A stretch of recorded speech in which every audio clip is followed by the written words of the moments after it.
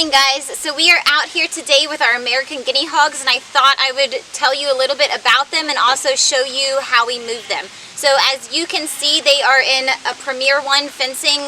You've probably seen that we use that for pretty much all of our animals except for our rams, and it works really well. So they have not eaten down all of the pasture grass here in this paddock, but I like to move them daily because, as you can see right here, they do root a little bit, not nearly as much as larger breed hogs, but they will do some. So before it gets too extreme, I like to go ahead and move them to a fresh spot so that this area can recover. So that's what we're going to be up to today. Let's get it done.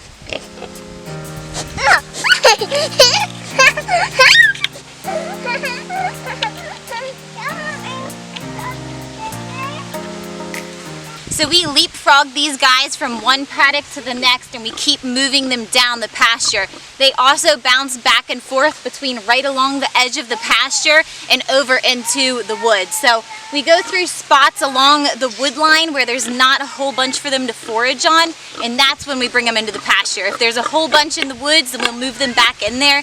Their favorite time to be in the woods is, of course, fall, when there's a whole bunch of nuts and acorns on the ground. So this method of basically hopping them from one place to the next as we go down is something that we want to do with all of our animals, but we haven't acquired all of the fencing that we need in order to do that with everybody else. So for the pigs, it works really well. I'm going to unhook electric from both sides. Hook onto the new paddock. And now we're going to move them.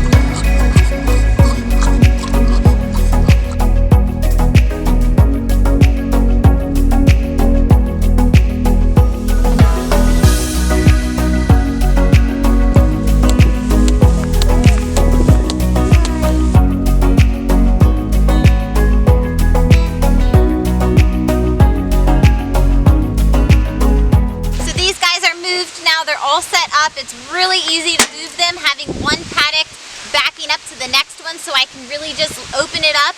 They come right through, and the house is lightweight enough for me to pull it in.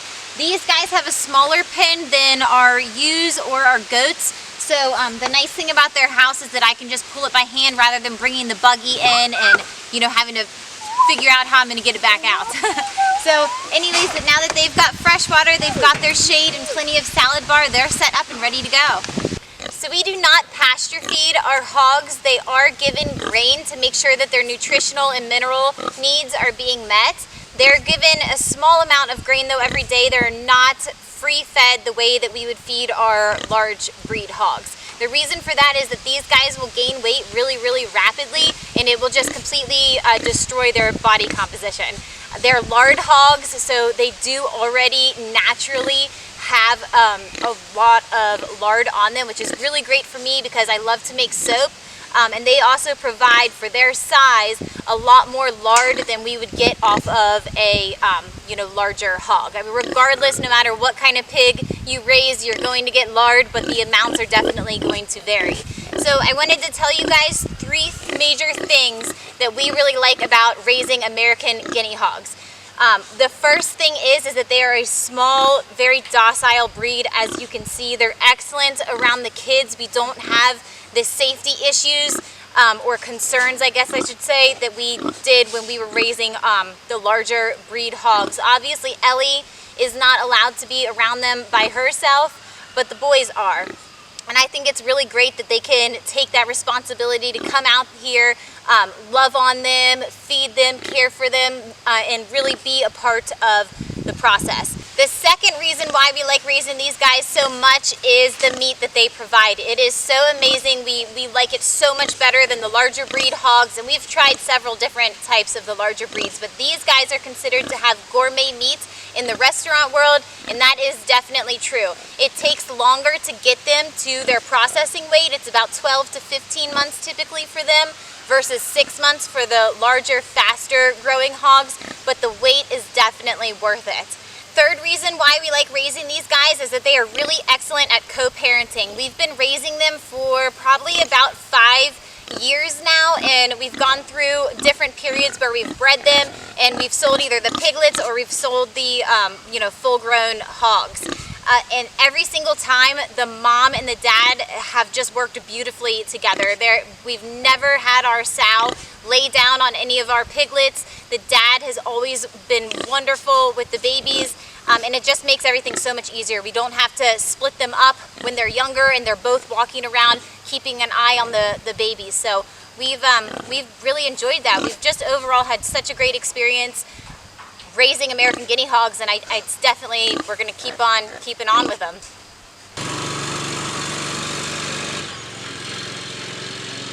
I'm back up at the house site, and the next thing on my to-do list today is going to be getting the concrete mixer hooked up to the tractor and pulled down to the barn so we can finally get it put away, because it's just been sitting out for far too long. We're getting ready to have hay made out of the remainder of our pasture grass, so that needs to get out of here.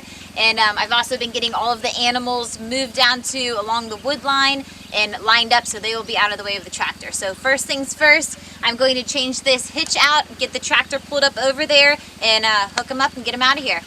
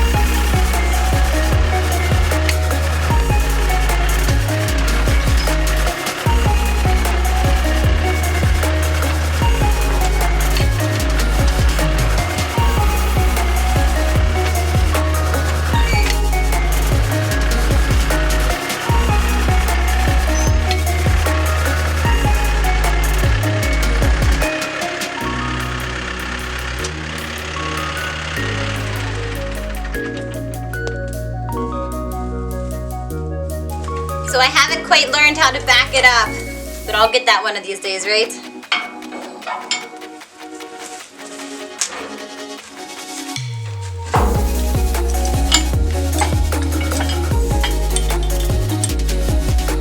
Alright, that's it. Before I get out of here, I wanted to show you guys these running gears that we got. We're actually going to be building a new chicken coop for our chickens. It's time to upgrade their living situation, and this is how we're planning on doing it. So this is going to be a really neat project because it's just going to be the kids and I working on this during the day while Josh is at work, which they are super excited about, to be really hands-on with the entire thing. So basically the idea is we're going to have some boards running down here. We're going to put a platform on, build up some walls, put a roof on, and those chickens are going to be styling and profiling.